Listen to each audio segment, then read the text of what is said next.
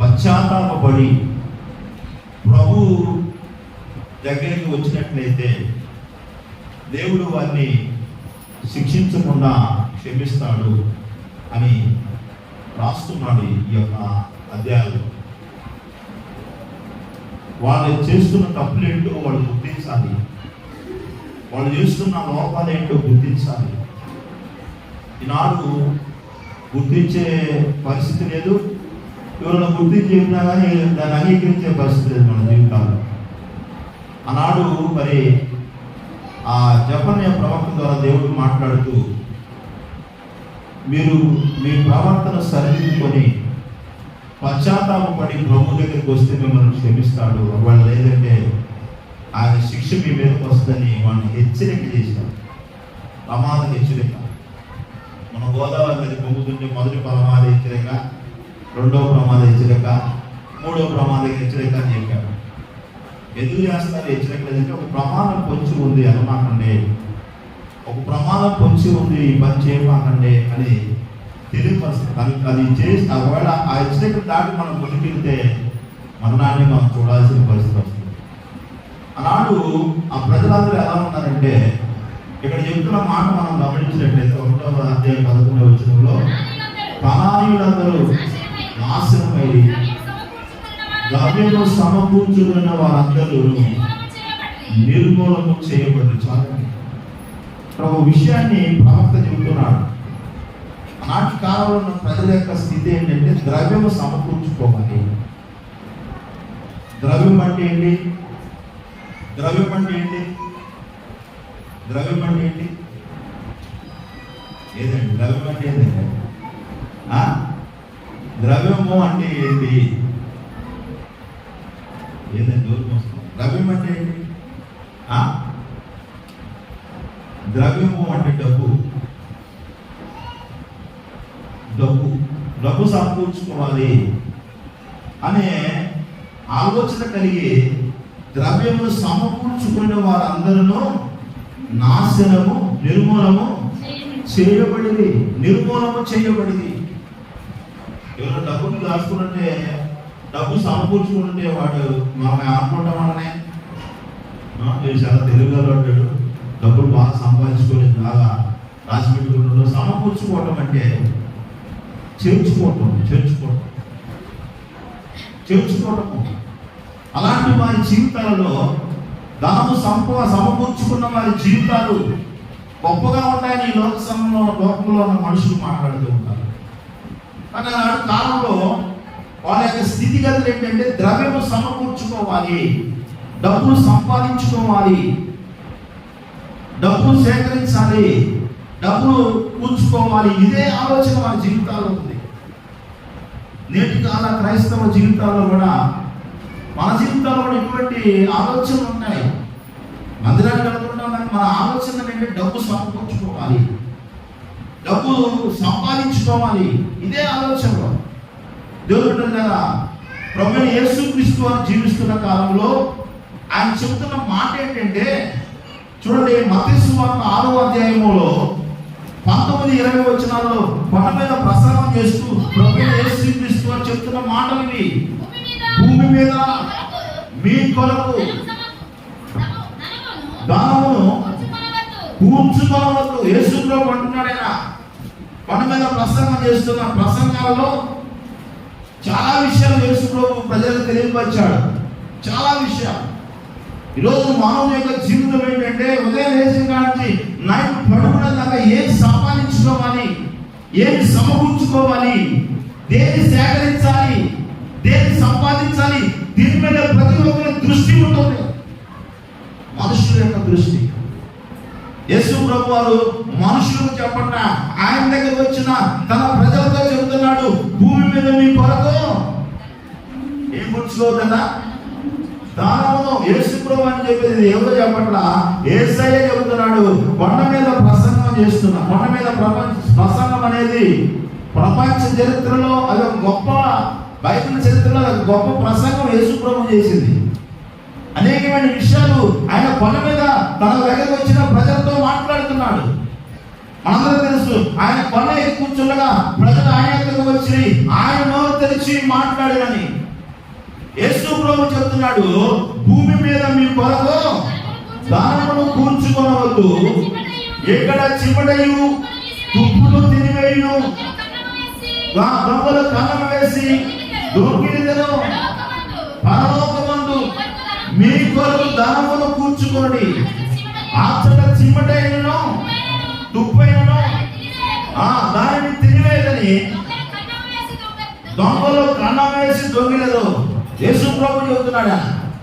ప్రభువైన యేసు క్రీస్తు వారు ఈ సర్వాన్ని సృష్టించి ఈ సర్వమును నడిపిస్తున్నవాడు, ఈ సర్వమును పరిపాలిస్తున్నవాడు, సమస్తమును జరిగిస్తున్నవాడు, సమస్తమును ఎరిగినవాడు ఆయన.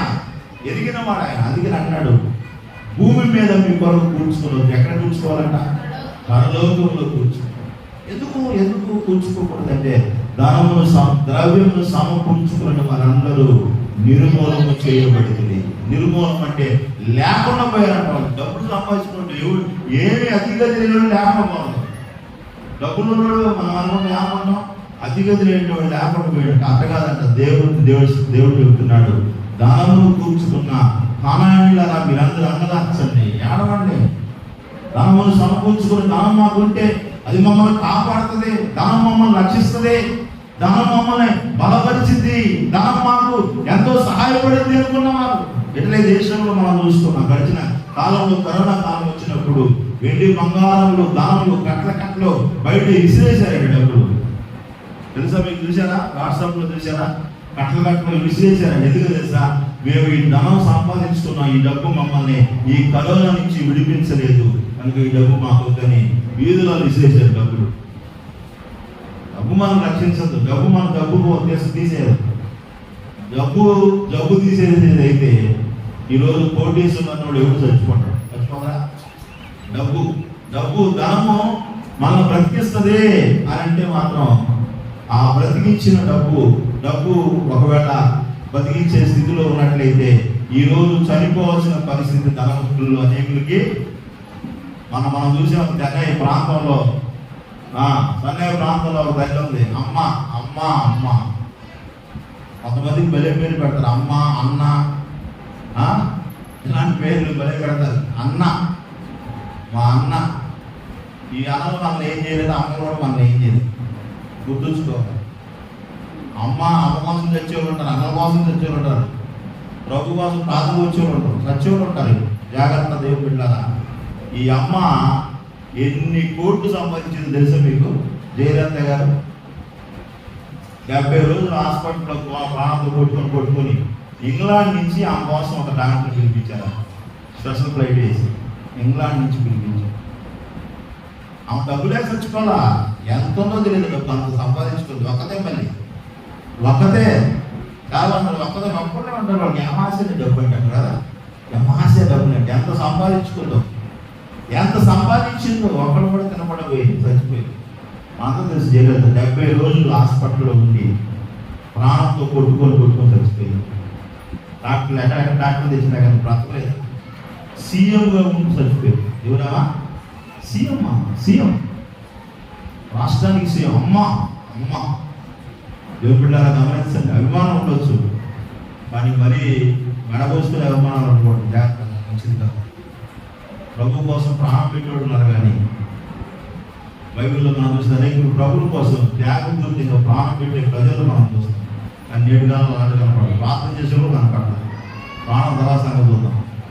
అలాంటి పరిస్థితి అయిపోయింది. ధనం సంపాదించుకుంటే చాలు, ధనం కూర్చుకుంటే చాలు, అది నన్ను కాపాడుతుంది, అది నన్ను రక్షిస్తుంది, అది నాకు సహాయపడుతుంది. అనేక వేల కోట్లు బంగారు నగలు అన్ని సంపాదించుకొని 70 రోజులు ఎలాంటి లోన ఒకళ్ళు కూడా రాని తెలుసా మీకు? జయలలిత హాస్పిటల్ చూడటానికి లోన ఒకళ్ళు రాని కదా. ఎలాంటి దుర్భరమైన స్థితి తెలుసా? ఎలాంటి సిచ్యువేషన్ ఎక్స్ప్లెయిన్ చేస్తాం. బయట డబ్బు ఎన్నో ప్యాలెస్లు పెట్టుకుంటాం. న్యాయమైన సాలమోను అంటాడు, నా కోసం ఎన్నో తోటలు నేను నాటించాను, శృంగారపు తోటలు నాటించాను, ఫలవర్తమైన తోటలు నాటించాను. ఏమండి? చాలా ప్రాంతాల నుంచి విలువైన బంగారాలు నగలు తెప్పించాను నేను. చివరికి ఏమని తెలుసా? ఎన్ని వేస్ట్ అనుకున్నాడు ఆయన. వేస్ట్ అనుకో, వ్యర్థము సమస్తము వ్యర్థమే. ఈరోజు ఏం సమకూర్చుకుంటున్నావు? దేనికోసం దేని మీద నువ్వు దృష్టి పెడుతున్నావు? యేసు ప్రభువు ఒక మాట ఖచ్చితంగా చెప్పినట్టు ఎంతో విలువైనది. యేసయ్య చెప్పాడు, మీ లోక సంబంధమైన ధనాన్ని ద్రవ్యమును సమకూర్చుకోవద్దు. అది మిమ్మల్ని బ్రతికించదు, అది మిమ్మల్ని నిర్మూలన చేస్తుంది. దేవుని బిడ్డలారా గమనించండి. ఈరోజు ఎంతో డబ్బున్నవాడు నిద్రపోవట్లేదు. డబ్బున్నవాడు నిద్రపోవడం సాధన ఏమైతే ఏం జరిగిందని. దేవుని బిడ్డలారా, నీకు కావాల్సింది నువ్వు సమకూర్చుకోవాల్సింది దానమును ద్రవ్యమును కాదు. ఏమండి మరి బైబిల్లో భక్తులు, ఆయన భక్తులు ఎంతోమంది కూడా మనం చూసినట్టు అపొస్తలుడైన పౌలు చక్కని ఉపదేశం చేస్తున్నాడు. తన యొక్క నిజమైన విశ్వాసం బట్టి నిజకుమారైన తిమోతితో రాస్తూ 6వ అధ్యాయము 9-10 వచనాలు, 1 తిమోతి 6వ అధ్యాయము 9-10 వచనాలు చదువుతుందా? ధనవంతులకు శోధనలోను అవివేకయుక్తములకు హానికరములైన అనేక దురాశలను పడుదురు. అట్టివి మనుషులను నష్టములోను నాశనములోను ముంచివేయును. ఎందుకనగా ధనాపేక్ష సమస్తమైన కీడులకు మూలము. కొందరు దాన్ని ఆశించి పౌలాడినాడు. భక్తిగతులు ఉన్నారు, ప్రార్థనాపరులు ఉన్నారు, ప్రభు కోసము త్యాగం చేసేవాళ్ళు ఉన్నారు, సమర్పణ జీవితం కలిగిన వాళ్ళు ఉన్నారు, దేవుని కోసము త్యాగపూరితమైన జీవితాలు జీవించే వాళ్ళు ఉన్నారు. అలాగే ధనం మీద దృష్టి పెట్టి ధనం కోసం పరిగెత్తే వాళ్ళు కొంతమంది ఉన్నారయ్యా. కొందరు దానిని ఆశించి విశ్వాసం నుండి తొలగిపోయి నానా బాధలతో తమను తామే. చూడండి, ఇక్కడ ఆ ధనం గురించి పౌలు చెబుతున్నాడు. ధనము గురించి జాగ్రత్త. ప్రభు హెచ్చరిక చేస్తా ఉన్నాడు. యేసయ్య చెప్పాడు, యెఫన్యా ప్రవక్త చెబుతున్నాడు, మీరు మీ ప్రవర్తన సరి చేసుకొని ఈ ద్రవ్యం మీద దృష్టి మార్చి ప్రభువై పశ్చాత్తాపడి ప్రభువై తిరిగి మిమ్మల్ని ఉన్నట్లయితే నిశ్చయంగా దేవుడు మిమ్మల్ని కాపాడుతాడు, లేదంటే శిక్షణ అనుభవిస్తాడు, నిర్మూలన చేయబడతాడు. పౌలు అంటున్నాడు, ఇక్కడ హెచ్చరిస్తున్నాడు తిమోతి, యవనస్తులైన తిమోతి, ఈరోజు సేవలో కావచ్చు, పరిచర్యలో కావచ్చు, కొన్ని సన్నాలు పెట్టి డబ్బులో తెలియజేసేవాడు కొంతమంది, ప్రభువు పేరు చెప్పుకొని డబ్బుల కోసం ప్రాణులాడేవాడు కొంతమంది, పరిచర్య కంటే మరి ద్రవ్యం సంపాదించాలని సమకూర్చుకోవాలని చూసి వాటి మీద దృష్టి పెట్టి సేవ పక్కకు పెట్టి పడేసేవాడు చాలా మంది ఉన్నారు. అందుకని పౌలు అంటున్నాడు, ధనవంతులకు అపేక్షించు వారు దేంట్లో పడతారంట? అపేక్ష అంటే ఆశ, డబ్బు సంపాదించాలి ఆశ. అపేక్షించు వారంటే ఆశపడేవాడు, కోరుకునేవాడు. ఈరోజు ధనం ఎలా అనుకుంటున్నావు? ధనవంతులకు అపేక్షిస్తున్నావా? ఒకవేళ నువ్వు ధనవంతులకు, జ్ఞాని సొలొమోను అంటాడు, నువ్వు ధనం మీద దృష్టి పెట్టిన వెంటనే అది ఎగిరిపోయిందంట. ఏం పోయిందంట? ఎగిరిపోతుంది. దేవుని బిడ్డలారా గమనించండి, ధనవంతులకు అపేక్షించిన వారు శోధనలో. ఈరోజు నీ జీవితంలో ఎందుకు శోధనలు వస్తున్నాయి? ఊరిలో అంటే ఊరంటే ఏంటంటే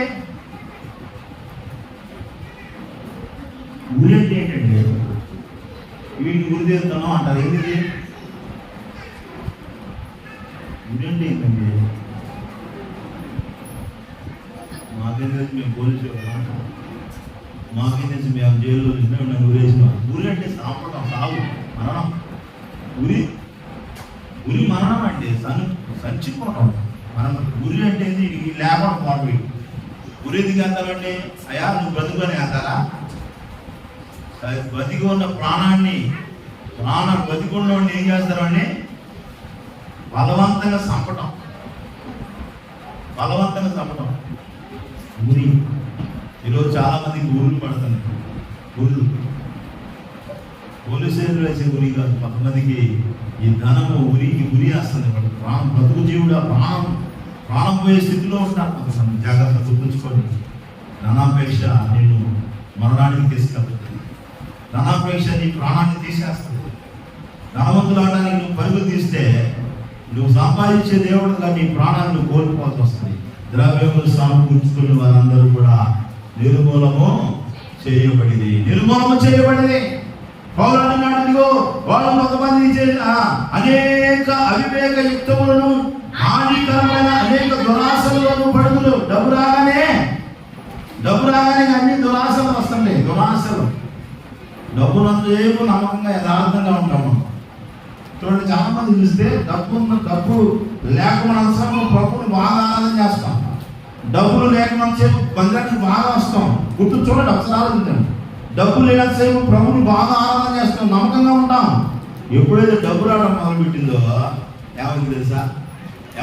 మన జీవితం నష్టాల్లోకి తీసుకెళ్తుంది. దేవుని బిడ్డ దురాశలు వచ్చేస్తాయి. ఆశలు పెరుగుతూ ఉంటుంది. డబ్బు నిన్ను ఆత్మీయంగా బలపరచదు, కానీ ఆత్మీయంగా దిగజార్చేలాగా, ప్రభువుకు దూరంగా చేస్తుంది. ప్రభుని విడిచిపెట్టి వెళ్ళేలాగా చేస్తుంది. నీ జీవితంలో దేవుని బిడ్డరా, అందుకనే ప్రభు అంటున్నాడు, చూడండి, పౌరుడు అంటున్నాడు, ఎందుకనగా నిన్ను నష్టంలో తీసుకెళ్తుంది, నిన్ను నాశనంలో తీసుకెళ్తుంది. అది నిన్ను ముంచివేసింది. డబ్బు ముంచేసింది అంటాడు. చూడండి, డబ్బు ముంచేసింది అంటే పౌరులు తెలియలేదేమో అనుకుంటున్నారా? ఈరోజు కుటుంబాలు మునిగిపోతున్నాయి, కుటుంబాలు పాడైపోతున్నాయి. ధనము దేవుని బిడ్డలా ఒకసారి మనం పరిశీలన చేసుకుందాం. ఏమీ లేని స్థితిలో ఉన్నప్పుడు ప్రభుని ఎలా ఆరాధన చేశాం? ఏమీ లేనప్పుడు ఎంత యథార్థంగా ఉన్నాము, ఎంత భక్తిగా ఉన్నాము. ధనము వచ్చిన తర్వాత, నీ స్థితి పెరిగిన తర్వాత, దేవుడిని ఆశీర్వదించి నీకు ఒక సంపదను కలుగు చేసిన తర్వాత దేవుడిని మర్చిపోయి దురాశలోను, నష్టంలోను, ఉరిలోను, ఆర్థికరమైన పరిస్థితులు కూడా వెళ్తున్నామేమో, లోకంలో మునిగిపోయామేమో. జాగ్రత్త. ధనాపేక్ష సమస్త మేలులకు ఎప్పుడైనండి ధనాపేక్ష సమస్త మేలుకు మూలము అన్న. కీడులు అంటే ఏంటి? కీడు అంటే ఒకటే, కీడులకు అంటే ఎన్నో కీడులు. ధనాపేక్ష నీ జీవితంలో నువ్వు కలిగి ఉంటే నీకు అనేకమైన కీడులు, మేలు కాదు. ఈరోజు డబ్బు ఉంటే మనకు మేలులో కలుగుతాయనుకున్నాడు. మేలులన్నీ చేసేవాడు మన ప్రభు. అని ధనం అనేది నిన్ను కీడులో పడేస్తుంది, కీడులకు గురి చేస్తుంది, నిన్ను ముంచేసింది, నిన్ను దురాశలో తీసుకెళ్ళింది, నిన్ను నాశనం చేసింది, నీకు హాని చేస్తుంది. కాబట్టి ఒక ముసలాన్ని కొట్టి చంపారు. ఎందుకు చంపారంటే మెడంతా బంగారం ఉంది, బంగారం తీసుకోవడం కోసం. దీనికి ఆ బంగారం తీసుకోవడం కోసం. ఇప్పుడు బంగారం లేదని చంపారు, దాని దగ్గర కూడా వెళ్ళిపోరు.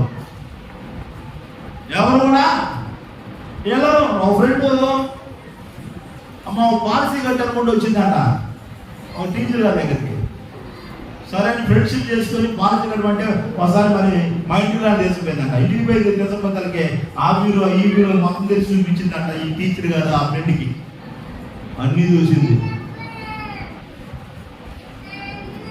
బాగానే ఉంది ఇక్కడ అనుకోండి. ఒకరోజు ఏం చేసింది తెలుసా? ఒకరోజు తాగిన డ్రింకులో మందు కలిపి ఇంటికి వచ్చిన ఒక డ్రింక్ అమ్మా, నా డ్రింక్ ఎంత కలిగే ఇతర కాదు పట్టని ఆ గ్లాసులో పోసుకున్న తర్వాత గ్లాసులో ఆమెకు తెలియకుండా, ఇంటమ్మాయికి తెలియకుండా, టీచర్కి తెలియకుండా మందు కలిపేశారు. అది దాగి పడిపోయింది. ఉన్న మోటార్లన్నీ బ్యాగులు వేసుకొని పోయింది. జాగ్రత్త వేయబడితే చూపి నాకు ఇంటికి వచ్చారని అందరం నమ్మి అన్నీ అతను పోయింది, అన్నీ అతను మోటార్లు మొత్తం అతను మాయం చేసింది. జాగ్రత్తగా పెట్టారా గమనించిన డబ్బు తర్వాత వెలుగు చూస్తే ఏడుపు బాగా దుఃఖం అయిపోయింది. నాకు ఏం చేయాలి అర్థం కదా. అయ్యో చూడండి, దేవుని పెట్టారా డబ్బు ఎలాంటి పరిస్థితిని తీసుకొస్తుంది, హాని చేస్తుంది డబ్బు. ఈ యొక్క ఉదయకాల సమయంలో దేవుడు మాట్లాడుతున్న పౌలు అంటున్నాడు, అది ధనాపేక్ష సమస్తమైన కీడులకు మూలము, కొందరు దానిని ఆశించి నువ్వు ఆశించే వ్యక్తిగా ఉంటే విశ్వాసంలో నుంచి నువ్వు తొలగిపోయేలాగా పలుకుపోవడమే కాదు, విశ్వాసం నుంచి దిగజారిపోవడమే కాదు, విశ్వాసంలో నుంచి తప్పిపోవడమే కాదు, విశ్వాస జీవితం నుంచి నువ్వు పడిపోవడమే కాదు, కానీ నిన్ను అనేకమైన నానా బాధలను నష్టంలో తీసుకెళ్ళి నీ జీవితాన్ని నీవే పొడుచుకొని చంపుకునేలా. ఎవరి డబ్బును ఆశించాడు యూదా, డబ్బునే ఆశించాడు. నాకు ప్రభు వద్దు, వెండి బంగారం ఉంటే చాలు, నాకు ప్రభు వద్దు. ఎంత ఇస్తారు మీరు? ఎంత ఇస్తారని పట్టుకుని నేను అప్పగిస్తా. ఎంత ఇస్తారు మీరు? నీకు 30 ఏడా నాణ్యాలు ఇస్తాం, వెండి నాణ్యాలు, బంగారం 30 ఇస్తాం అయ్యా. ఓకే, డీల్ ఓకే, నేను ఆయన పట్టిస్తా. అమ్మో డబ్బులు వచ్చేది నాకు కాకుండా నాకు 30 వెండి నాణ్యాలు వస్తాయి. ఎవరు పెట్టాలా? నాకు సంతోషం అనుకున్నాడు. సంతోషం అనుకుని ఆ డబ్బుతోనే సంతోషం కూడా అనుకున్నాడు. తేడా ఏమైంది తెలుసా? యేసు ప్రభుని పట్టించిన తర్వాత ఆయన తీసుకున్న ఆ లంచములో ఆ యొక్క మోసపూరితంగా సంపాదించిన డబ్బులో ₹1 కూడా ఖర్చు పెట్టుకోలేదండి. లేకపోతే మోసం చేసి సంపాదించి ₹1 కూడా ఖర్చు పెట్టాడు. నువ్వు దాన్ని అనుభవించలేవు. ఏదో అనుభవించాలనుకున్నాడు, ఏదో నేను సాధించాలనుకున్నాడు. యేసు ప్రభుతో ఉంటే నాకు ₹1 రావట్లేదు, యేసు ప్రభుతో ఉంటే నాకు డబ్బులు చేతుల్లో లేవు. ఎప్పుడు చూసినా ఖాళీ చేతేనంట. యేసు ప్రభు కూడా బలిగించిండండి దేవుడు. యేసు ప్రభు శిష్యులు ఫైనాన్స్ మినిస్టర్ ఎవరంటే ఎవరు ఆయన? యోధా గారికి ఫైనాన్స్ ఆ డబ్బు సంచి యేసు ప్రభు యోధాకి అప్పగించాడు. ఎప్పుడు చూసినా డబ్బు సంచి ఖాళీ, ఎప్పుడు చూసినా ఖాళీ. అక్కడ అయ్యా వీళ్ళందరూ భోజనాలు పడ్డాడు, ఆడడం డబ్బులు లేవు, ఎప్పుడు చూసినా ఖాళీ. ఎవరు పెట్టారా గమనించండి. అనుకుంటున్నాడు వీళ్ళ దగ్గర ఉంటే ఏం డబ్బులు కాదు దొరకట్లా, ఈ డబ్బు లేని బతికేందుకు ఎట్టోగట్ట డబ్బు సంపాదించాలనుకుని ఎట్టోగట్ట కాకుండా యేసు ప్రభునే అప్పగించి, యేసు ప్రభునే పట్టించి తను డబ్బు సంపాదించాలనుకున్నాడు. అనుకున్నా కానీ ఏమైపోయింది చివరికి ఆ యొక్క డబ్బు సంపాదించిన అతని జీవితంలో ఎలాంటి భయంకరమైన మరణాన్ని పొందుతున్నాడు తెలుసండి. ఒకసారి చూద్దాం. చూస్తే ఎంతో భయంకరంగా ఆశ్చర్యం వేసింది. యూదా తన ఏదో డబ్బు సంపాదించి గొప్పవాడు అవ్వాలనుకున్నాడు. ప్రభు దగ్గర ఉన్నప్పుడు కూడా రాని డబ్బులు తన జీవితంలో యేసు ప్రభుని పట్టించేసరికి డబ్బులు వచ్చి ఈ డబ్బుని అనుభవించవచ్చు అనుకున్నాడు. చివరికి ఏమైంది తెలుసండి తెలుపుకుంటారా? లేఖన భాగంలో మనం చదివిన అపోస్తుల కార్యములు 1వ అధ్యాయంలో నుంచి మనం చూసినట్లయితే 25వ వచనం చదువుతాండా? సరే 19వ వచనం 18వ వచనం. యూదా ద్రోహం వలన సంపాదించిన రోగం నుంచి తల క్రిందులుగా పడి నడుమికి బద్దలైనందువలన అతని పేర్లన్నీ మనం ఎప్పుడు చూద్దాం చెప్పండి. అతని పేర్లన్నీ ఎట్టొచ్చినాయంట? తలకిందులుగా పడి నడుమికి ఏమైందంట? ఆ వాక్యం చూసినట్లయితే నడుమికి బద్దలై, నడుమంట బద్దలైపోయిందంట. అతని పేర్లన్నీ బయటకు వచ్చాయి. యాక్సిడెంట్ జరిగినప్పుడు కుక్క చచ్చిపోయినప్పుడు ఏదైతే పేర్లన్నీ యాక్సిడెంట్ జరిగినప్పుడు. ఇప్పుడు యోధా యొక్క పరిస్థితి ఎలా అయిందంట? ఎలా అయింది? నడిమికి బద్దలైపోయి తలకిందులుగా పడిపోయి తను మోసం చేసి సంపాదించిన డబ్బు, ద్రోహం చేసి సంపాదించిన డబ్బు ₹1 ఖర్చు పెట్టలేదు. ఆయనకి వెళ్ళి అన్నాడు, అయ్యా నేను తప్పు చేశాను, నన్ను క్షమించండి, మీరు వద్దు, మీ డబ్బు వద్దు, డబ్బు తీసుకోవడానికి ఇసిరేసిండు. ఏం చేసిండు? మీరు వద్దు, మీ డబ్బు వద్దని ఇసిరేసిండండి. ఇసిరైతే మాకు సంబంధం నువ్వే చూసుకో అన్నారు. ఆ ఇసిరేయబడిన డబ్బుతో ఒక పొలం ఉన్నారంట. ఆ పొలం కొని దానికి అక్కడిదమ్మా అనే పొలం రక్తభూమి అని పేరు పెట్టారు. ఏ భూమి? రక్తభూమి. రక్తము చేత, యేసు ప్రభు రక్తము చేత సంపాదించిన డబ్బు చేత భూమి కొన్నాడు.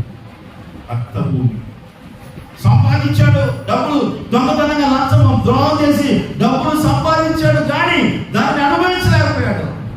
చివరికి తానే చచ్చిపోయేలాగా ఒకగాడు ఉరి పెట్టుకున్నాడు అన్నాడు. ఆ ఉరి జారిపోయిందంట. ఆ జారిపోయి కింద పడిపోయి ఆ రాయి మీద పడి నడిని బద్దలు ఎక్కిపోయి పేగులన్నీ పడిపోతున్నాయి. ఎలాంటి మరణం ఇది? ఎలాంటి మరణం అంటే ఇది? అందుకని పౌలు అంటాడు, తమ్ముడు తామే పొడుచుకున్నారంట. తమ్ముడు తామే పొడుచుకోవడం అంటే తమ్ముడు తామే చంపుకున్నారు. ఇశ్రాయేలు ప్రజలకు మొట్టమొదటి రాజైన సౌలు యుద్ధం చేస్తున్నప్పుడు ఆ యుద్ధంలో ఓడిపోయాడు. చనిపోదాం అనుకున్నాడు. తన దగ్గర ఉన్నవాడు అంటాడు, అరే ఈ అన్నిలు వచ్చి నన్ను చంపే బదులు నువ్వే నన్ను చంపురా, కత్తితో పొడి చంపు అన్నాడు. మామూలు దండం పెడతానే, నేను నిన్ను చంపను. నేను మామూలు రాజుగారిని చంపను, నేను చంపను. ఒక అన్యులు నన్ను చంపేదానికంటే నాకు నేనుగా చచ్చిపోవాలనుకున్నాడు సౌలు రాజు. ఇశ్రాయేలు ప్రజలకు మొట్టమొదటిగా దేవుని చేత అభిషేకించబడిన రాజు వీళ్ళతో చచ్చిపోయే కంటే, వాళ్ళు అన్యులు నన్ను కొట్టి, అన్యులు నన్ను దూషించి, అన్యులు నన్ను చంపేదానికంటే నాకు నేను ఫిలిష్తీయులు చంపేకంటే నాకు నేనే చనిపోవాలనుకున్నాడు. ఒక పళ్ళెం అవుతుంటే ఆ పళ్ళెం మీద దూకి చచ్చిపోయాడు. పొట్టలో పుచ్చుకున్నది, అట్లా గిరగలు కొట్టుకుంటూ చనిపోయాడు. తాను పొడుచుకొని చచ్చిపోయాడు. దేవుని బిడ్డలు గమనించండి, ఎంత భయంకరమైన మరణం. యూదా మరణం కూడా ఒక భయంకరమైన మరణం. ఎందుకో తెలుసా? తన జీవితంలో తను ఏం కోరుకున్నాడంటే డబ్బును కోరుకున్నాడు. ప్రభువుని కోరుకోలా, ప్రభు సహవాసాన్ని కోరుకోలా, ప్రభుతో వెళ్ళడానికి ఇష్టపడలా, ప్రభుతో ఉండడానికి ఇష్టపడలా. దేవుడి కార్యాలు చూసినా, దేవుడి మాటలు విన్నా, దేవుడి అద్భుతమైన ఆశ్చర్యమైన కార్యాలు తన జీవితంలో చూసినా, ఆయన అడుగుజాలు నడిచినా కానీ డబ్బు మీద దృష్టి. డబ్బు సంపాదించుకోవాలి, సమకూర్చుకోవాలి. కొంతమంది అన్నారు ఇప్పుడు కాదు ఇప్పుడే సంపాదించుకునేది. కొంతమంది అన్నారు ఇప్పుడు కాదు ఇప్పుడే మీరు సంపాదించుకునేదే. తెలుగుదొక్కన్నారు మీరు. ఇదే మంచి సంపాదించుకోండి. అవకాశం ఉండగానే ఏం చేస్తాం? సంపాదించుకోండి. దేవుని బిడ్డలారా, బైబిల్లో ఒక ఆయన గురించి చాలా విషయాలను చెప్పడానికి సమయం లేదు. ఒక ఆయన గురించి మనం చూద్దాం. రాజుల 2వ గ్రంథం 5వ అధ్యాయం 20వ వచనం నుంచి కొన్ని మాటలు మనం చదివినట్లయితే, రాజుల త్వరగా చూద్దాం. రాజుల 2వ గ్రంథము. అంతటా దైవజనుడైన ఎలీషాకు సేవకుడకు గెహాజీ సిరియనుడైన ఈ నయమాను తీసుకొచ్చిన వాటిని అంగీకరించుటకు నా యజమానికి ఏదంట మనసు లేదు, బుద్ధి లేదు. గెహాజీ అనుకుంటున్నాడు. గెహాజీ ఎవరో తెలుసా? ఒక పవర్ఫుల్ దైవజనుడైన ఎలీషా దగ్గర పనివాడిగా ఉన్నాడు. ఎవరి దగ్గర పనివాడు ఉన్నా? ఎలీషా దగ్గర. పవర్ఫుల్ మ్యాన్ ఆయన. Is a mighty man. చాలా శక్తివంతమైన వాడు. గురువుని మించిన శిష్యుడు ఎవరో ఎలీషా. గురువుని మించిన గురువు ఎవరు తెలుసా?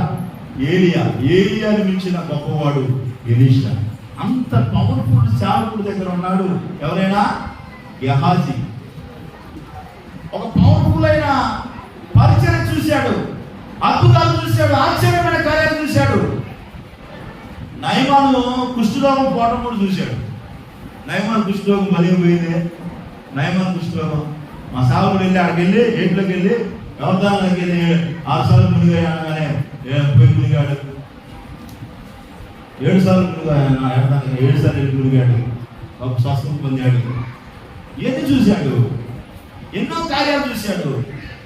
ఇప్పుడు నయమాను ఏం చేస్తున్నాడు తెలుసా? జాగ్రత్తగా నయమాను ఏం చేస్తున్నాడు తెలుసా? ఆ ఎలీషా దగ్గరికి వచ్చాయా, నీకు వందనాలు, దేవుడికి వందనాలు, దేవుడు నాకు గొప్ప మేలు చేశాడు. కుష్టిపోయినాక ఎలీషా దగ్గరికి వచ్చాడు. ఎవరు ఆయన? 10 మంది కుష్టిరోగులను బాగు చేస్తే 9 మంది ఇంటికి పోయారు. అప్పుడే ఇంటికి వచ్చింది. ఈరోజు మేలు పొందుకున్నారు, ఉండుతున్నారు కానీ రాట్లా వచ్చి చూడట్లా. దేవుని దగ్గర రాట్లా, దైవజనుడి దగ్గర రాట్లా, సాగుడి దగ్గర రాట్లా, మందిరానికి రాట్లా. నయమాను గొప్ప మార్పు అతని జీవితంలో కలిగింది. నయమాను జీవితంలో నయమాను గడి చంపబడతాడా? ఎంత గొప్ప మార్పు తెలుసా? తను మేలు పొందుకున్న తర్వాత సేవకుడి దగ్గరికి వచ్చాడు. అయ్యా వందనాలయ్యా, దేవుడు నన్ను గొప్ప మేలు చేసిండయ్యా, దేవుడు నన్ను విడిపించిండయ్యా, దేవుడు నా దేహాన్ని ఎట్ట మార్చిండు తెలుసా? ఎట్ట మార్చిండు? పసిపిల్లలు దేహంలా మార్చిండయ్యా. ఎంత గొప్ప దేవుడు మీ దేవుడు, ఇశ్రాయేలు దేవుడు, అంత గొప్ప దేవుడు అయ్యా ఆయన. కనుక అయ్యా అయ్యా అయ్యా అయ్యా అయ్యా అయ్యగారు అయ్యా అయ్యా ఈ కాను తీసుకోండి అయ్యా. ఏమంటుందా? కాను ఎంచుకోదు, కాను తీసుకుంది. ఆ కాను తీసుకుంటే తన సంతతి కూడా అనుభవించగలిగినంత ఆస్తి తీసుకొచ్చి ఇచ్చాడు నయమాను. ఎంత ఆస్తి తెలుసా? ఒక్కసారి ఎలీషా జీవితం ఎక్కడికో వెళ్ళిపోయింది, శిఖరానికి వెళ్ళిపోయే స్థితి. అది తీసుకుంటే తీసుకోయా బతులు ఆడుతున్నాడు. ఎవరన్నా అంటారా అయ్యగారు దేవుడు నాకు ఇవి ఏం చేసిండయా, ఇదిగో కానుక అన్నారా?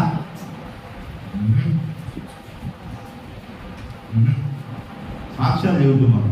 అయ్యా ఏం చేసిండు నా దేవుడు చెబుతున్నాడు, ఆయన సాక్షి చెబుతున్నాడు. గహాజీ ఒకసారి మనం ఒకసారి నయమన్నాడు, అవకాశం ఒకసారి అది చెబుతాడు, సాక్షి చెబుతున్నాడు. నిలబడు సేవకుంటే నిలబడయ్యా, నీ దేవుడు నాకు మంచి సహాయం చేసిండు, నన్ను బాగు చేసిండు, నా జీవితాన్ని మార్చిండు, పుష్టిపతితో బతుకుతున్న నా జీవితము, అనేకుల అవమానంతో నిందతో బతుకుతున్న నా జీవితము, బయటికి రాని నా జీవితము దేవుడు అద్భుతమైన కార్యాలు చేసి ఎంతో రసకాలతో మురిగిన వాసన కమ్ముతో పడుతున్న నా జీవితాన్ని ఒక పసిపిల్ల మార్చిండయ్యా మీ దేవుడు. మీ దేవుడు మేలు నేను మర్చిపోయి ఇదిగో దేవుడు మేలు వేలు గురించి చెప్పడమే కాకుండా ఈ కానుక తీసుకుపోయా. చిన్న కానుక కాదు, ఈరోజు చూస్తున్నావా? దేవుడు బిడ్డలారా 2 కోట్ల కిరీటం ఇచ్చిందంట. ఎందుకు? దేవుడు నా వ్యాపారాన్ని ఆశీర్వదించి 2 కోట్లు ఇచ్చింది. కిరీటం పెడితే ఆమె సీకిరి చూసింది. అది సభాసనుడు ఇచ్చినవాడదా? సభాసనుడు కిరీటం ఇచ్చినవాడదా? 3 కోట్ల హారం చేయించిందంట. ఎవరికి? ఎట్లుంటదా? నేలకి ఎంత బాగా ఎట్టుంటుంది, పళ్ళు ఎట్టుంటాయి చూసారు మీరు ఎప్పుడన్నా? 3 కోట్ల అమ్మవారికి 3 కోట్ల జీవంలో దేవుడికి ఏమి ఇస్తున్నాను? 10 రూపాయలు కానుకేతలకు అయిపోయింది మాట.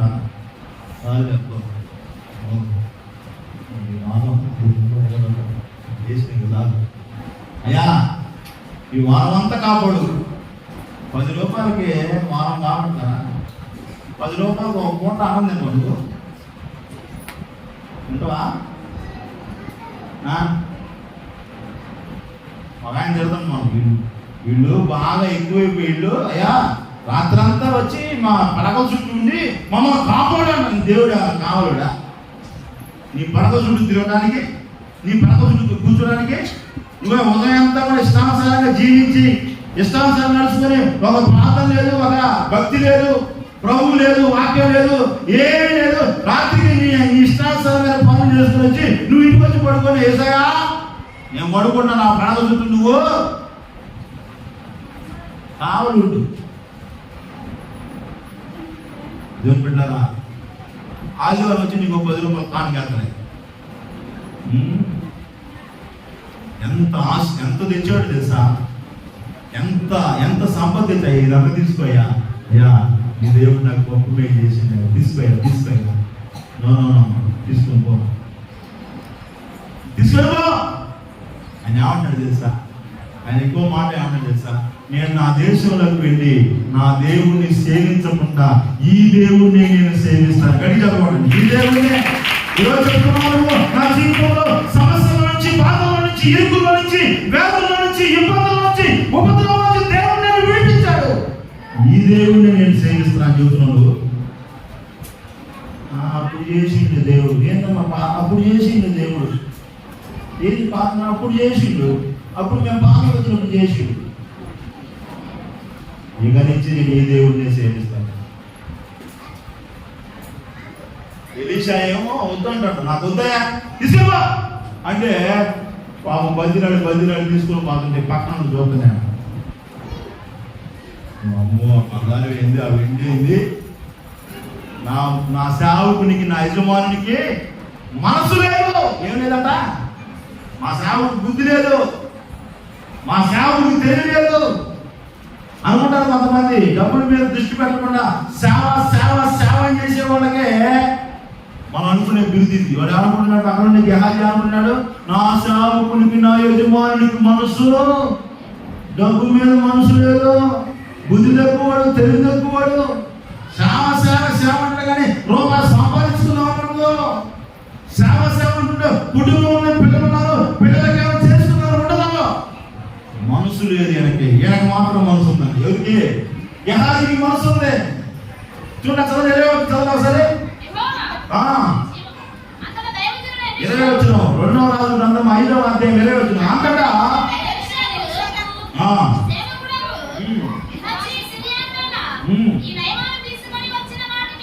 తీసుకొని వచ్చిన వాడిని అంగీకరించుటకు నా యజమానునికి మనస్సు లేకపోయేను. యజమానుడికి ఏం లేదంట?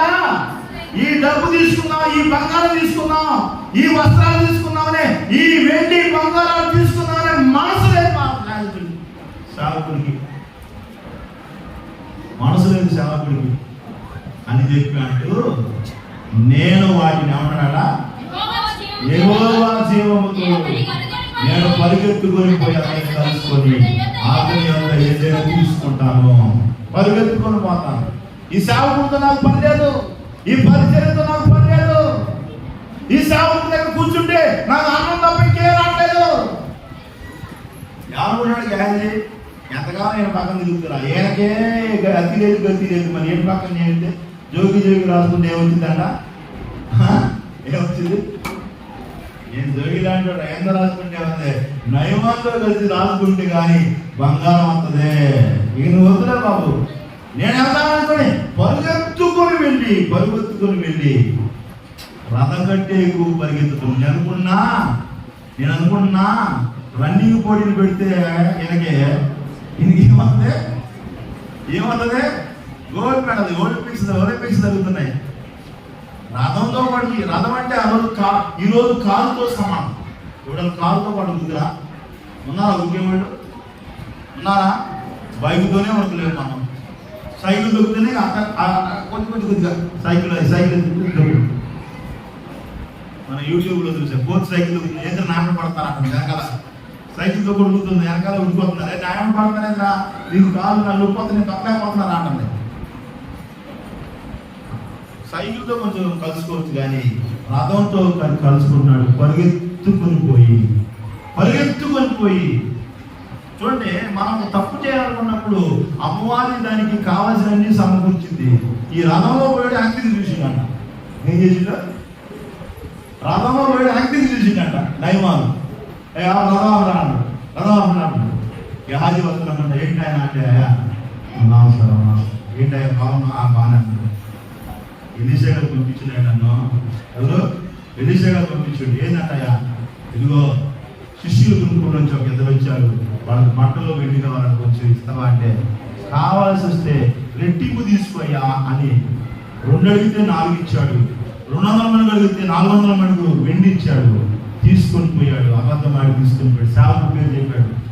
సేవకుడి పేరు చెప్పి అబద్ధం ఆడి తీసుకొని పోయాడు. అమ్మయ్యా, 100 రూపాయలు అడిగితే 200 ఇచ్చిండు ఆయన, 1000 అడిగితే 2000 ఇచ్చిండు ఆయన, 10,000 అడిగితే 20,000 ఇచ్చిండు. ఎంత మంచోడు గెహాజీ, ఎంత మంచోడు నయమాను ఎంత మంచోడు.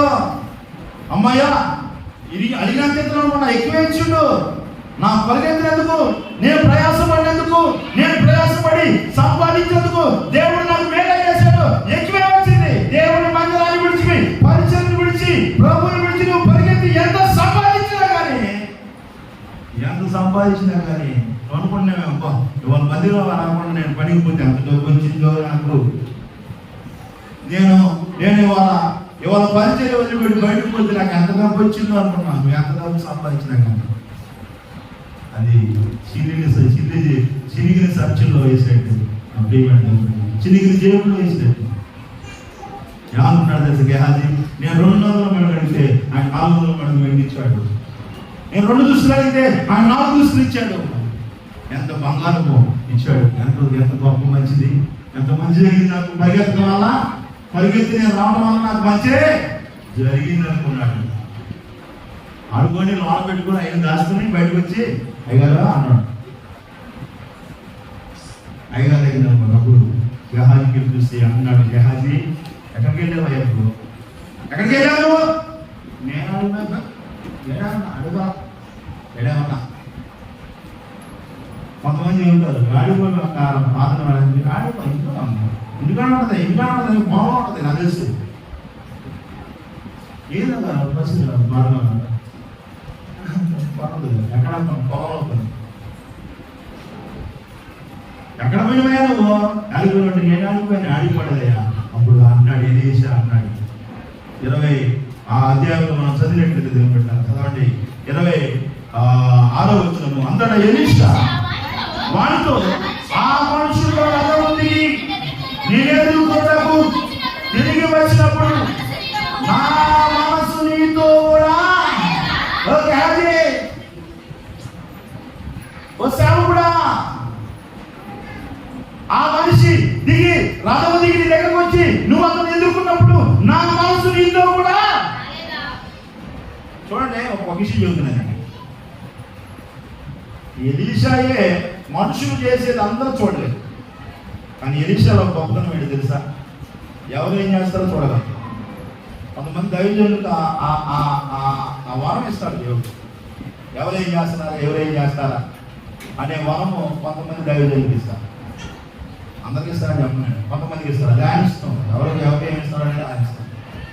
ఒక దైవజనుడే ఎలీషా గెహాజీ చేసే పని తెలుసుకున్నప్పుడు గెహాజీ దేనికోసం ఉరికాడు, గెహాజీ నయమాన్ దగ్గరికి వెళ్ళి ఏం చెప్పాడు, గెహాజీ ఏం తెచ్చుకున్నాడు, గెహాజీ ఏం సమకూర్చుకున్నాడు అనేది ఒక దైవజనుడిగా తెలిసినప్పుడు దేవుడికి తెలియదా? నువ్వేం సమకూర్చుకున్నావు? నువ్వు దేని మీద దృష్టి పెడుతున్నావు? దేనికోసం నువ్వు పరిగెత్తుతున్నావు? ప్రభు కోసము, ప్రభు సన్నిధి కోసం పరిగెత్తుతున్నావా? దేవుని సమూహం కోసం పరిగెత్తుతున్నావా? ఆదివారాన్ని హడావుడి చేస్తూ ప్రభు దగ్గరికి వస్తున్నావా? నీ పని విషయం హడావుడి చేస్తున్నావు. సంపాదించుకోవడం సమకూర్చుకోవడం కోసం ఎంతో దూరం ప్రయాసపడిపోతున్నావు.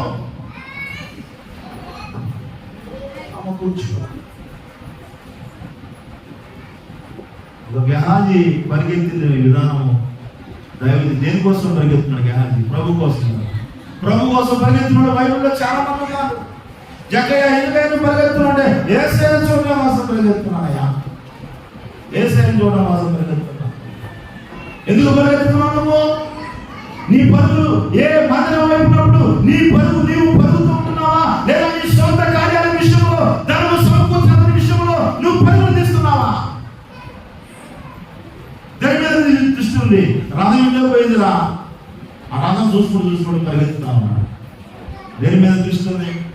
సేవ మీద దృష్టి లేదు, సేవకుడి మీద దృష్టి లేదు, పరిచయం మీద దృష్టి లేదు, ప్రభు మీద దృష్టి లేదు. ఈరోజు చాలా మందికి వాటి మీద ఉంది, లోకం మీద దృష్టి. గెహాజీలాగా పరిగెత్తుతున్నాం. గెహాజీ పరిగెత్తాడు, పరిగెత్తుతూ వచ్చింది ఆయుషమే, పరిగెత్తుతూ వచ్చింది డబ్బులు వచ్చినాయి ఆయనకి. గెహాజీకి ఏమొచ్చింది తెలుసా?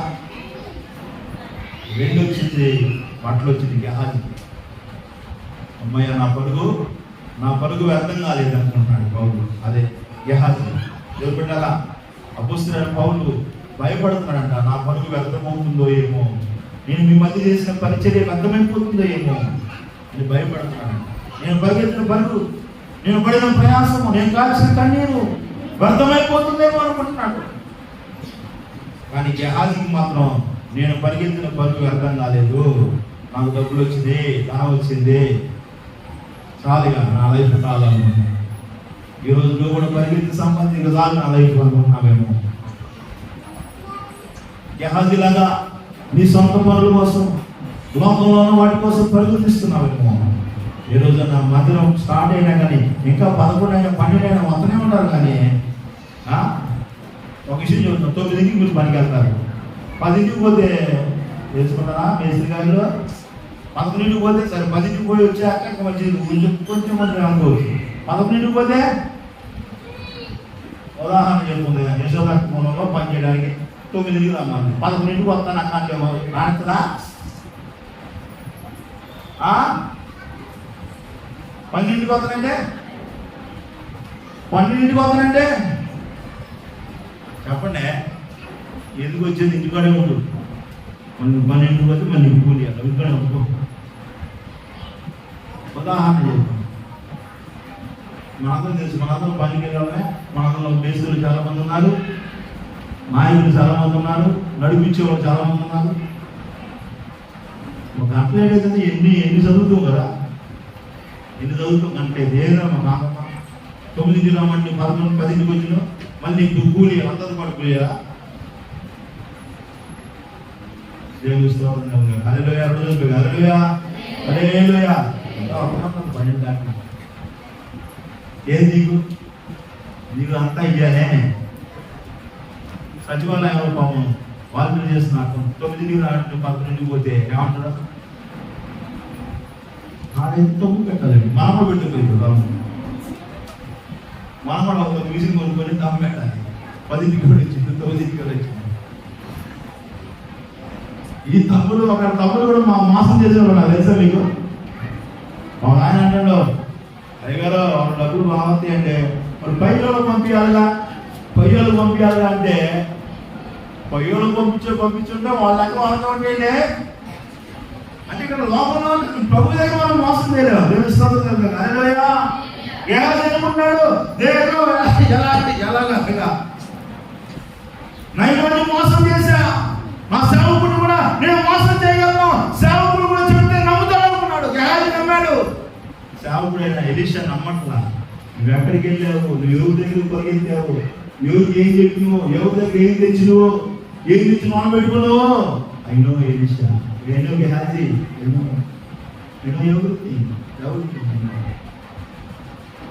ఎవరికి నువ్వు అందరితో కూడా పరిగెత్తి అతనితో మాట్లాడుతున్నప్పుడు నా మనసు అప్పుడు అంటున్నాడు, ఏమన్నా తెలుసా? ద్రవ్యమును, ద్రాక్ష వస్త్రములను, ఒలీవ చెట్ల తోటలను, ద్రాక్ష తోటలను, ఎడ్లను, దాసీలను సంపాదించుకున్నటకు ఇదే సమయం మనకి.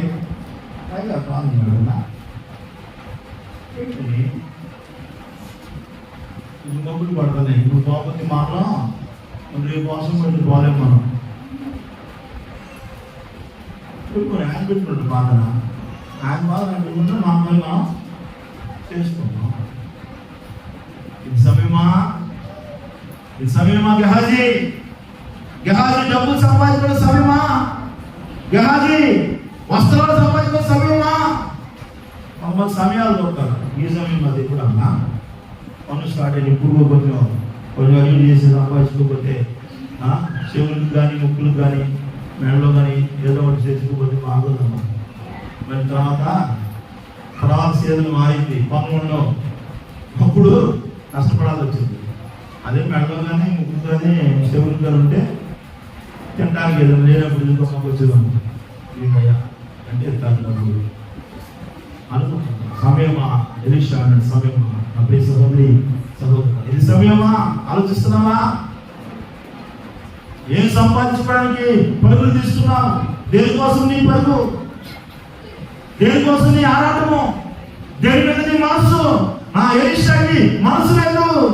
నేను పోయి తెచ్చుకుంటా సంపాదించుకుంటా. అప్పుడు ఒక మాట అన్నాడు, చివరి మాట చదువుతాండి. ఈ మాటతో మనం ఆఫ్ చేద్దాం. అవసరం ఉంటే ఇంకా 2 ఉన్నాయి కానీ తర్వాత చెప్పుకున్నాము. చివరి మాట చదవండి. కాబట్టి నయమాన్నకు కలిగిన దృష్టి నీకును నీ సంతతికి సర్వకాలం అంటూ అయ్యా పరుగు వెళ్ళి అబద్ధమాడి వెండి బంగారం తెచ్చుకున్నావే, నయమాన్ దగ్గర నుంచి తెచ్చుకున్నావే, నయమాన్ దగ్గర నుంచి తెచ్చుకున్నావు కదా. ఇప్పుడు ఆ నయమాన్ని కూడా తీసుకోబో. ఏంటిది ఆ నయమాంది? ఆ నయమాంది ఏముందమ్మా? ఆయన డబ్బు కావాలని వెండి కావాలని తీసుకున్నాగా. ఇప్పుడు ఆయన ఉన్నది ఇంకోటి తీసుకో. ఏది ఏంటి? కుష్టి ఏంటి? రోగం కుష్టి వ్యాధి. ఇప్పుడు డబ్బులు వచ్చినాయి, ఏమొచ్చింది? డబ్బులు లేనప్పుడే బాగా ఆ కాలం ఈ కాలం అదే ఏదో చేసుకొని తిని ఆరోగ్యంగా ఉండేవాడు. ఇప్పుడు వచ్చింది ఒకడు అంటారా అంటాడు, ఏం పాస్టర్ గారు డబ్బు పెరిగిన జనాలకే డబ్బులు కూడా పెరిగినాయి అంట. ఇంతకుముందు చిన్న కొండ తెచ్చుకొని కొండలో కూలింగ్ అది అంత ఆరోగ్యం అంటే ఇప్పుడు ఫీజులు ఏమొచ్చినాయి, ఎవరుంటో తింటాను కాకుండా ఫీజు ఉంది, ఇంటూ ఫీజు కాదు, మా ఫీజు కాదు, ఫీజు నేను 2 ఏళ్ళు వాళ్ళకి 1 రోజు నీ 2 రోజులు మరి 2 రోజులు ఫీజులు పెట్టి తినడం వల్ల ఏమవుతుందంట, ఏదా ఉప్పు పెట్టేసిందా శాలరీ తీసుకో ఏమవుతుంది. ఇప్పుడు ఇంతకుముందు అయ్యారు ఫస్ట్ గారు మామూలుగా నల్లబండ వేసుకున్నారు, మా చర్చికి నల్లబండ వేసి పట్టకాదంట విడిచిపోయి పాలిష్ పడేస్తున్నారు. దాని మీద నీళ్ళు పడి కనపడవు, కాలైతే హాస్పిటల్లో లేదు, కాలు పైకెట్ట ఎక్కడ లేవు హాస్పిటల్. ఎందుకని స్టైల్ పెరిగిపోయింది. ఏ స్టైల్ పెరిగిపోయింది. డబ్బు వచ్చేసరికి బాత్రూంలో కూడా పాలిష్ డబ్బు పెరిగింది, స్థితి పెరిగింది, జబ్బులు కూడా పెరుగుతూ ఉన్నాయి. గహాజీతో ఉన్నాడు, గహాజీ ఏది నువ్వు కావాలని ఆశపడి పరిగెత్తి అబద్ధం మాట సేవకుడి మీద అబద్ధం చెప్పి సంపాదించారు. గహాజీ దగ్గర ఏం తీసుకున్నావు, ఆ గహాజీ కలిగి ఉన్న కుష్టి కూడా తీసుకో. నువ్వు మాత్రమే కాదు ఎవరెవరు కదా, నీకును నీ సంతతి అంతటికి ఏ కావాలన్నా నువ్వు ఉన్నంత కాలం కాదయ్యా, నీ కుటుంబం జాతి ఉన్నంత కాలం. ఈరోజు కుష్ఠరోగులు అందరూ కూడా ఎవరు సంబంధించిన తెలుసా, గహాజీ గారి కుష్ఠరోగులు చూస్తే మీకు గుర్తురాలి. ఇప్పుడు గహాజీ గారు గుర్తురావాలి. ఆయన చేసేది అంత, ఆయనకి డబ్బు మీద దృష్టి, తాను సంపాదించడం దృష్టి. అంటే సహోదరి, డబ్బు అతని జీవితంలో జబ్బులు తీసుకొచ్చింది. డబ్బు అతని జీవితంలో సేవ నుండి దూరం చేసింది. ఏం చేసిందట, సేవ నుండి దూరం చేసింది. డబ్బు అతని జీవితంలో ఒక ఆత్మీయమైన దైవజనం నుంచి దూరం చేసింది. డబ్బు అతని జీవితంలో ఒక ఆత్మీయమైన పరిచయం నుంచి దూరం చేసింది. డబ్బు అతని జీవితంలో దేవుని నుండి దూరం చేసింది. దేవుని స్తోత్రం కలుగుతారు. హల్లెలూయా. ఈరోజు డబ్బు నిన్ను దేవుని దూరం చేస్తుంది. ఒకసారి డబ్బు సమకూర్చుకోవడం వల్ల నీకు మేలు కలుగుతుందని మేము ప్రబోధిస్తున్నాము. మనము నీ జీవితంలో నిన్ను నష్టంలోకి తీసుకెళ్తుంది, నిన్ను ఊరిలోకి తీసుకెళ్తుంది, నిన్ను నాశనంలోకి తీసుకెళ్తుంది. గహాజీ జీవితం నేను అనుకుంటున్నా గహాజీ శిష్యుడు, గహాజీ గురువు అంటే ఎలీషా గురువు అంటే ఏలియా కంటే గొప్పవాడు ఎలీషా అయ్యాడు. ఎలీషా కంటే గొప్పవాడు గహాజీ పేరు ఉండాలి, నాకు లేదు. గహాజీ పేరు కారణం ఏంటి సార్, డబ్బు అతన్ని దేవుని దగ్గర నుంచి దూరం చేసింది. డబ్బు అంటే సహోదరి, ఈ మధ్యాహ్న సమయంలో దేవుడు మాట్లాడుతున్నాడు. ద్రవ్యములు సమకూర్చుకుంటే, ద్రవ్యములు సేకరించుకుంటే అది నాకు ఉపయోగపడింది, అది నాకు మేలు చేస్తుంది, అది నా జీవితంలో నాకు సహాయపడుతుంది అనుకున్నామేమో. ఏ డబ్బు నీకు సహాయం చేయాలి, నీకు సహాయం చేసేవాడు ప్రభువే. ఇశ్రాయేలు నీకు సహాయం చేయవాడు నీ దేవుడే. ఆయన మీద నువ్వు మనసు పెట్టుకో, ఆయన మీద నువ్వు ఆశ పెట్టుకో. అలా ఉంటూ ఆయన మీద దృష్టి పెడుతూ ఆయన ద్వారా ఈ గొప్ప ఆశీర్వాదాలు పొందుకునే కృపను జరుగుతున్నాం.